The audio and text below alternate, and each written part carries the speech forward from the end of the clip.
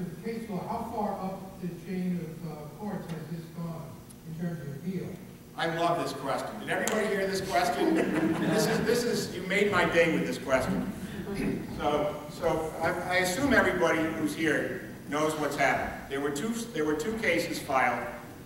One in Tompkins County by against Dryden, and that was brought by a gas company. And the other one, you must be, given where we are right now, you must be aware of Cooper Middlefield, and that was brought by a landowner. And both of those lawsuits are identical. Usually with a lawsuit, you've got questions of law and questions of fact. Fact questions are things like, is the light yellow or was it red when the guy went into the intersection? There are no factual questions in either one of these lawsuits. And in both of these lawsuits, there's only one legal issue. Identical legal issue.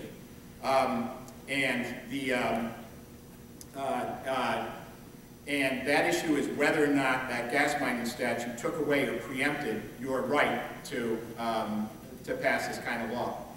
So prior to the time that those lawsuits were filed, the people who wanted drilling came in and said, you don't have the right to do this, and if you do this, two things are going to happen.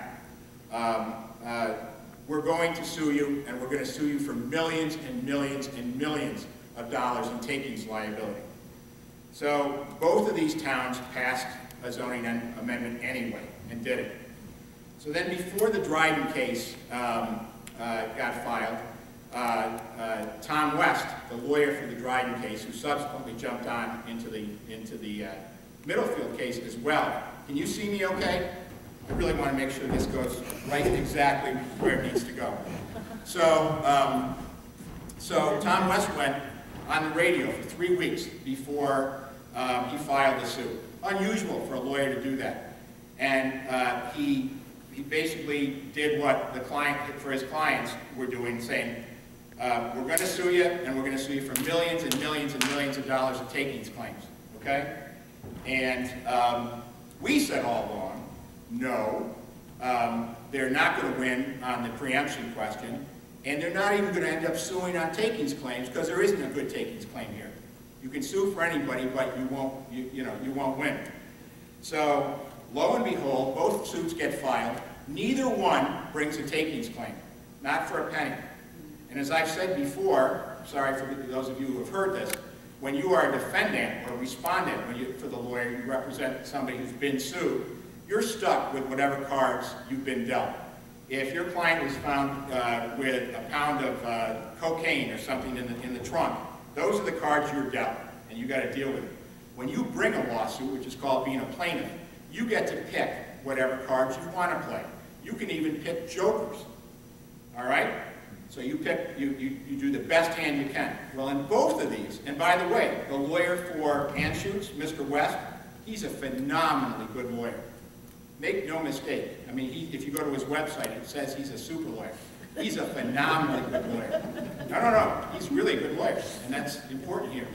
So he picks the cards he wants to play. He picks the jokers he wants to play. He sues the town of Dryden, and guess what? He doesn't sue for a penny. He doesn't sue for any financial damages, not takings or otherwise. All right? Fast forward, and we're going all over the state telling people, you know what? There is no takings claim there. All right? Keep that in mind. So, the case comes down, Dryden comes down first, and up until now, and up until the Dryden case, everybody agrees on both sides, no matter who wins, no matter who loses, we're going to appeal this all the way to the Court of Appeals. Because the Supreme Court, which is where these are right now, is the trial court, okay? Or where they were. Both of them have been resolved. Both of them have been resolved in favor of the town.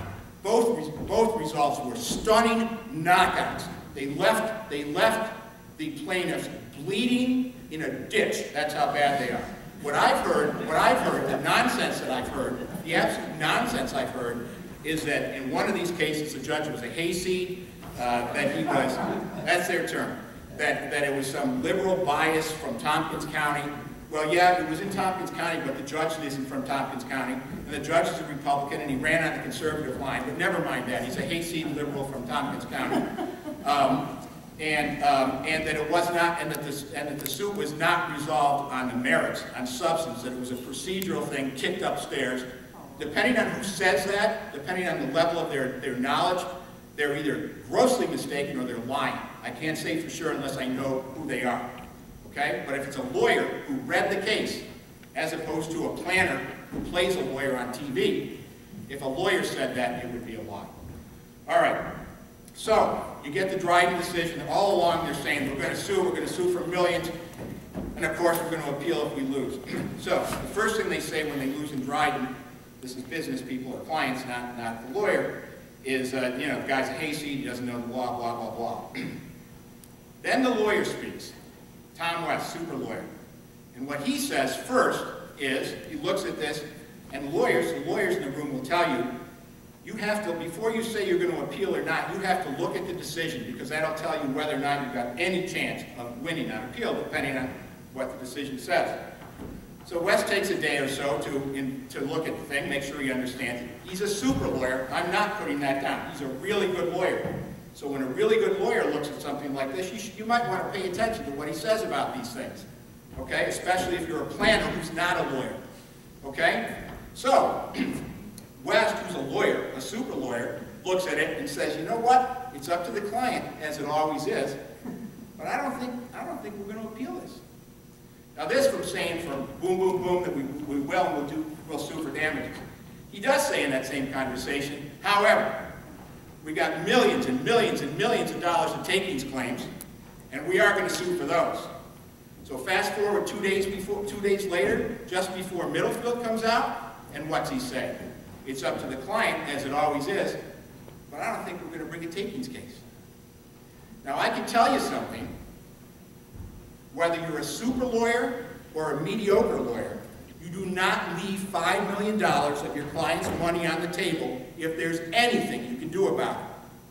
Not because they're not going to do business in New York, because New York is closed for business or anything else. You do that because they don't have a claim that they can make successfully. So, to answer your question, it's hard to say what they're going to do because they say things, but their actions don't match up with what they say. They said they would appeal, now they're saying, hey, we probably won't appeal. They said they're going to bring suits for millions and millions and millions of dollars in takings claim, now they're saying, I don't think we will. Get all that?